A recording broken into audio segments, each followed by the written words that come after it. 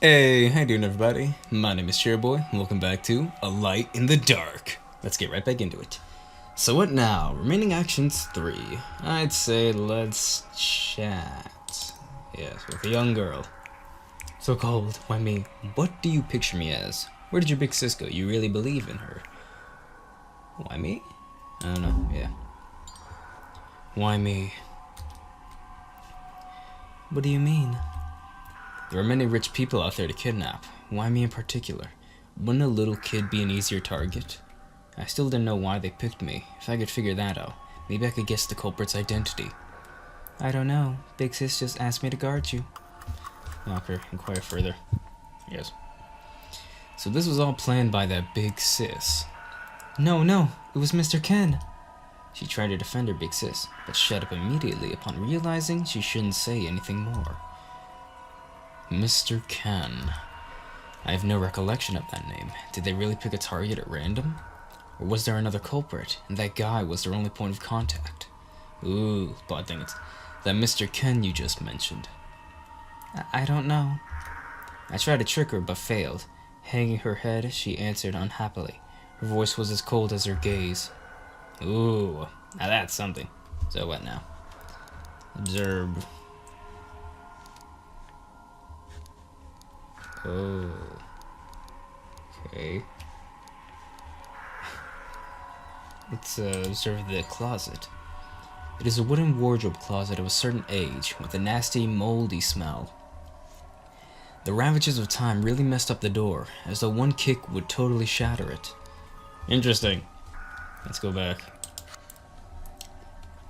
I'm gonna rest. Yeah. I should rest when I get the chance. Totally. In the end, I made no progress. She didn't know what was going on, nor was she willing to contact her big sis for me. And I felt horrible. My fluctuating body temperature confirmed my theory. That and the muscle soreness indicated a fever. Shit. Getting sick now of all times. I couldn't even stay awake, let alone escape. The girl was still reading a book next to the wall, having no clue about all the ideas floating in my mind. She was by herself with the knife only a few steps away. My hands were still tied up, but I could still move them a little. I could call her over, knock her out, and cut the rope loose. A sense of unease surfaced, along with all sorts of possibilities in my mind. What if she dodged it? What if the door was blocked? Could there be someone else? I didn't see much of a chance to succeed, nor have any idea where to start. I also might end up hurting her accidentally. She didn't seem to know what she was doing, nor had she actually threatened me. I should avoid violence against her, unless I had no choice. I made up my mind and started to think of other options. Big sis? Huh? What? Hearing the girl's voice, I came back to my senses and realized she was staring at me. All sorts of ridiculous ideas intertwined in my brain. I shouldn't make any rushed decisions with this messy mind. Do you hate Big Sis? Who would like their kidnapper? It's not like I had Stockholm Syndrome. I wanted to reply like that, but I kept it down. It didn't matter what I thought. I had to come up with a response that would make her drop her guard, based on what she wanted to hear. Saying that I like her might be too much, so I should reply with, I don't like her. I don't know. I don't know. She just looked at me after my response. Silence spread across the air like a wall between us. I don't really know her, so I can't say if I like her or hate her. I see. Big Sis is not a bad person, really. She hugged her knees as though trying to convince herself. The quiet voice seemed to lack some confidence. We just wanted to pay off the debt. We don't really want to do this. The girl's eyes under the bangs were as clear as a lake's surface, void of any deceit. She never suspected her sister of any other motive or simply using her. After all this, she still chose to believe in Big Sis and tried to defend her. Why? Seeing her desperation, I only felt emptiness. She worked so hard to make money, but they kept coming to her for more, even though it has nothing to do with her. She was still murmuring her explanation, yet it annoyed me like tinnitus next to my brain. Even though she genuinely wanted to persuade me, even though her big sis might have reasons, I felt nothing. Tinnitus, yeah. No, sorry. She might not realize, but I just didn't care. I wanted to escape and return back to my normal life. I didn't care if this big sis was a good or bad person, or had a miserable past. Why she committed this crime had nothing to do with me. Seeing her serious expression, I opened my mouth, but swallowed my words eventually. I sighed lightly. I couldn't tell if I envied her naiveness or hated my cold heart. Dang, dude, this is deep. So what now? Remaining actions. Alright. Let's try to speak with her. Young girl. So cold. What do you picture me as? Alright, you really believe in her. You really believe in her? Yes, Big Sis is not a bad person.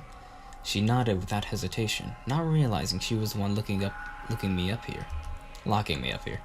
If that didn't count as a bad person, then Standard was just way too loose. She wouldn't really harm you. She will let you go when she gets the money. Oh, really? Not the first time I heard it from her, but I still didn't know where that confidence came from. Yes, she promised me. Cool. Cool.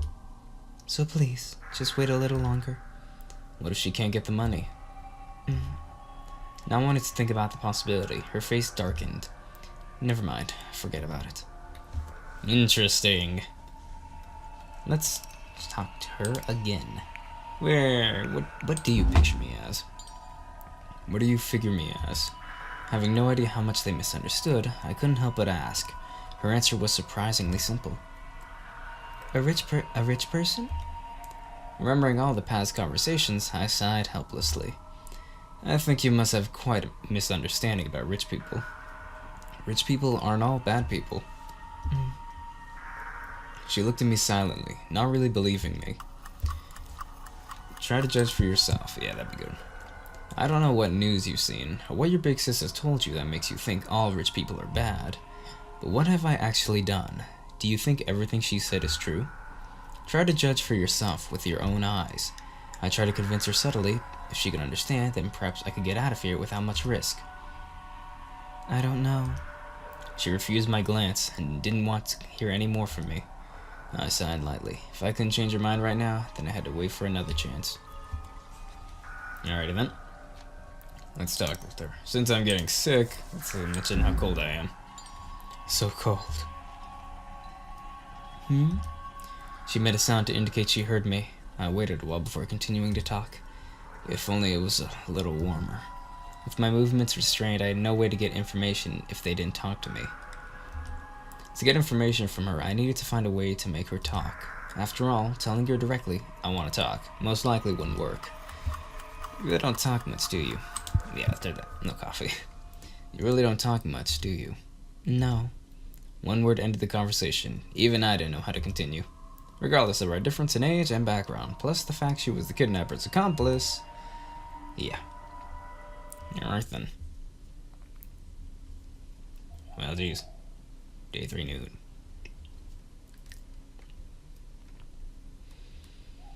My cloudy consciousness gradually cleared. It looked like I fell asleep without noticing. The sky outside of the window was dyed crimson. The freezing wind brushing against my cheek made me tremble. I didn't know how long I had slept, but my body showed no signs of recovery. The rope cut into my flesh like ant bites. My struggling out of annoyance only led to torn skin. Ouch. What time is it? 5. The girl was at the same spot, quiet like a delicate porcelain doll. Why do you keep asking me the time? Because that's all you'll tell me, right? Knowing the time wouldn't change anything, but the sense of cluelessness was just unbearable. Shit, my head hurt. She was not a good conversation partner, but I tried anyway to keep myself awake. If you buy me a coffee, I can give you all the money I have. My heavy head made me say the most random of things like a drunk man. You like coffee? She raised her head and stared at me with curiosity. That big sis would have shut me up, but at least she chatted with me here and there. Nothing is more pleasant than drinking coffee in this weather. Well, except a hot bath. I don't. Too bitter. You learn how to enjoy it. Different coffee beans have different tastes. How you prepare it is also a factor. Filter drip isn't real coffee at all. Only pour-over coffee can bring out the fragrance. There's something wrong with those latte lovers. The only proper coffee is black coffee. They might as well just drink milk. Hearing all my critiques, she made a comment. You really like to talk. Do you have a better alternative? Facing my question, she started to contemplate seriously. Just sleep? She spoke timidly, as though fearing that I would scold her. Great idea. Please let me know how to just sleep, with my hands tied and my body hungry and cold. I started coughing before I could respond. I didn't even have the strength to joke around. If this kept up, I would cough myself to death before they killed me. Living like this was worse than death. I recalled this line from a book and found it super fitting. The girl stared at me for a while, then came over carefully with a knife. Don't you worry. I couldn't resist you even if you were empty-handed. Oh, that's me. Don't you worry. I couldn't resist you even if you were empty-handed. Ignoring my mockery, she partly squatted before me. I then felt her slightly cold touch. You have a fever. Just let me rest. Thanks for telling me. Just let me rest, I guess. Just let me rest. Not wanting to waste more energy, I sighed tiredly and closed my eyes. I heard the sound of her stepping back and felt her glance at me with worry. Alright, got some more stamina. Alright, day 3, night. There was the sound of the bike's motor outside of the window. The girl raised her head sharply and ran out to welcome her big sis. I had no idea where she'd been. The girl's hair was still messy, and she held plastic bags from a convenience store in her hands. I'm back. Is everything alright? Big sis. The little girl worryingly explained the status of my body. The big sis frowned upon hearing it. Okay, I'll take care of it. You should eat something now. After calmly patting her little sister's head and asking her to take the plastic bags, the girl coldly looked down on me. So, what's wrong with you now? Who knows? Food poisoning, maybe? Not wanting to show my weakness before her, I gathered my strength to reply. If you can still joke around, it probably isn't too bad. The smell of cigarettes from her made me dizzy.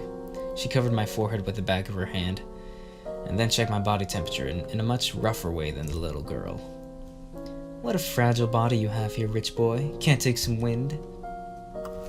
Don't you know I'm delicate? I'll remain silent. Not wanting to waste more energy, I just quietly watched her examining the rope. She forcefully pulled it, making the rope bite directly into my flesh. You should care more about me spreading disease than escaping. I'm not a greenhouse flower like you. This sort of cold is nothing. I still have to work even with a fever. If I take a day off, I might just lose my job the next day. You have no idea, right, rich boy? I had no idea, nor did I care. I didn't pick the job for you. So what was the point of complaining about that to me? It was hard to keep your emotions under control when you felt horrible. I decided to change the subject to avoid any argument. Did my dad pay? Why would I keep you here if he did? Do you think I like tying you up? They didn't make contact yesterday, so they should have been discussing the details of the ransom. Ignoring her provocation, I forced myself to focus on the intel at hand. Common ways were money transfer or cash in the bag. However, money transfers could be traced, and physical cash was difficult to arrange. I heard some kidnappings use Bitcoin or virtual currency instead, more secure and flexible than cash.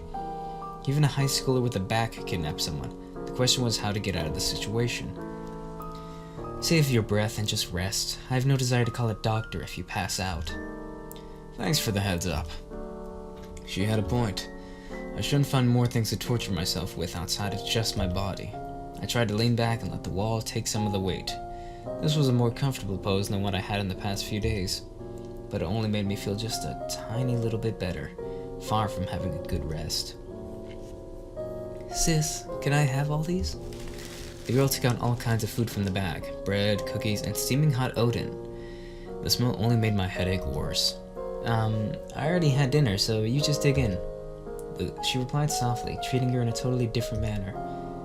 Hey, it's one thing to not share your food, but of all the foods you could pick. The little girl stopped moving her chopsticks and looked at her sister with a pleading expression as though asking her what to do. Isn't it only fair? We were eating instant ramen when you were having a feast. There's no way these sort of cheap foods are to your taste. What the hell? Hearing her nonsensical accusation, I was too exhausted to retort. What? Say something. I've had enough. The fierce headache took away the last of my patience. Her provoking expression finally made me lose control of my emotions. Right. I am the rich boy who lives in a giant mansion, rinses my mouth with expensive wine, and has dozens of maids and butlers. A snap of my fingers and someone will bring me whatever I want.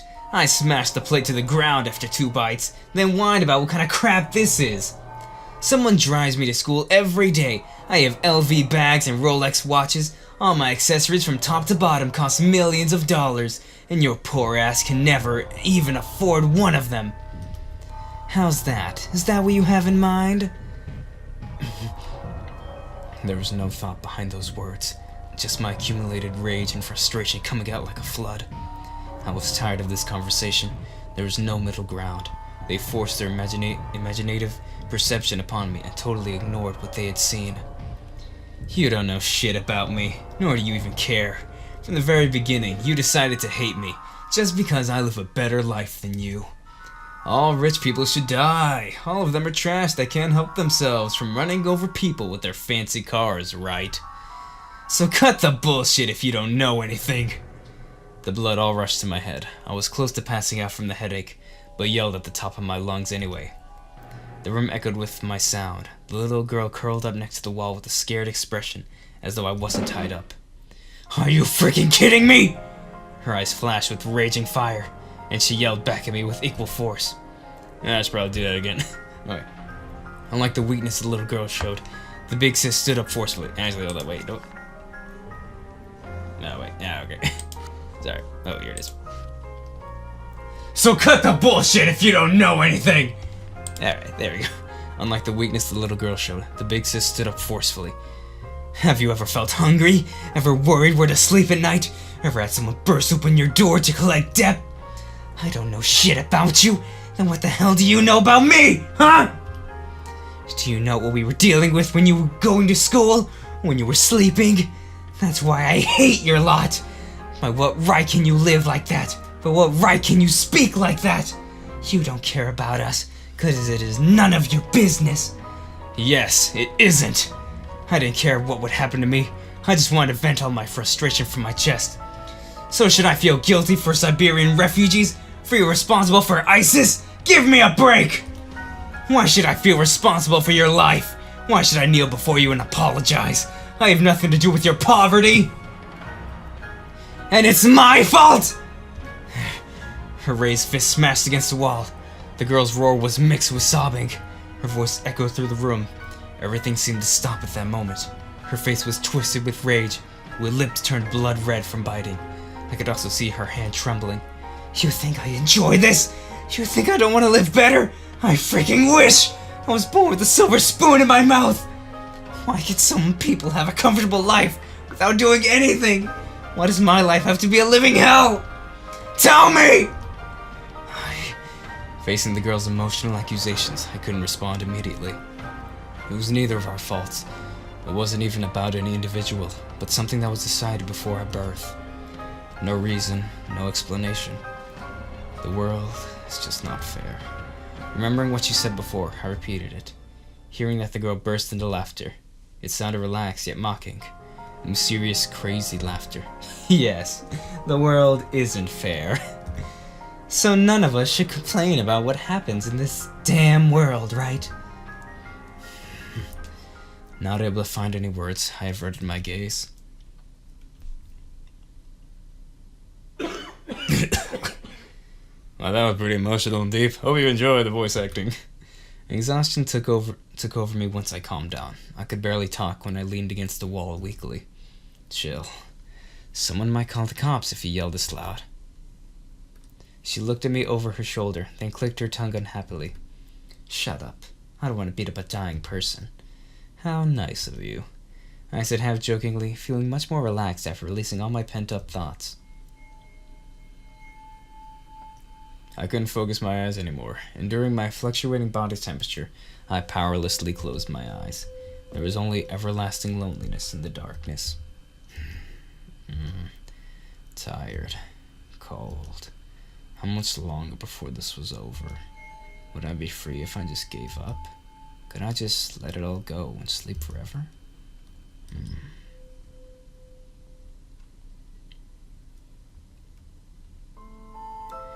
It is hot.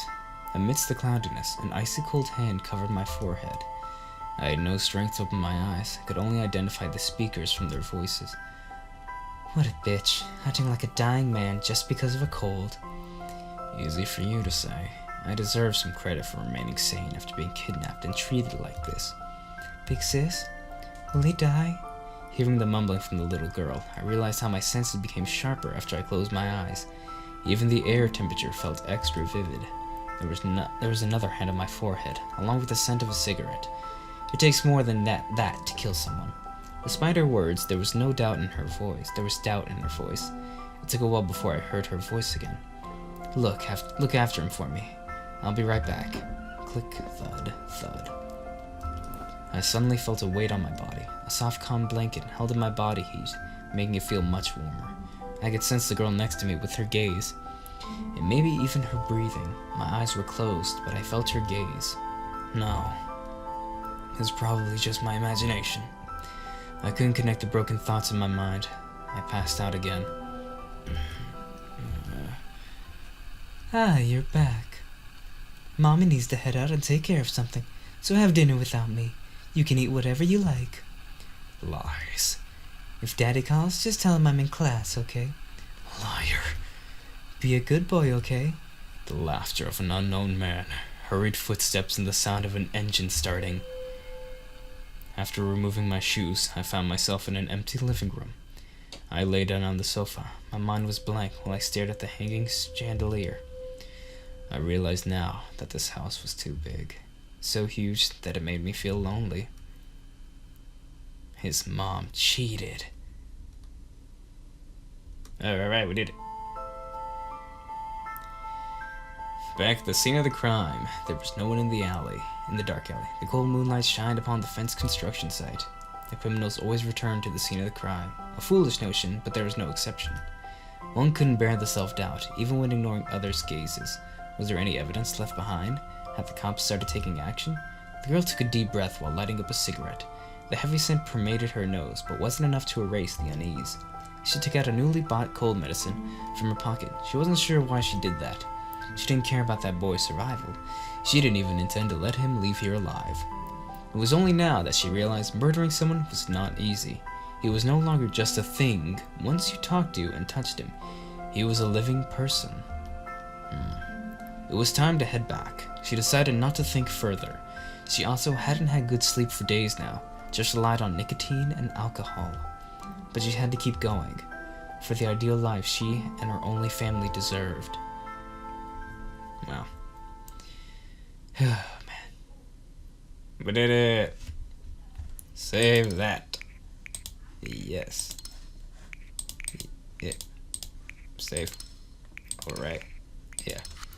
Okay, well, day 4 missed. That's all the time I have for this one today, everybody, but thank you so much for watching. If you enjoyed it, please leave a like below. And if there's any other games you would like me to play, please comment down below. If you like this and would like to see more, please hit that subscribe button and the notification bell, as that will be epically appreciated of you. And as always, my name is CherryBoy, and I will see you in the next video. Bye! See ya! Also, did you like that voice acting? See ya.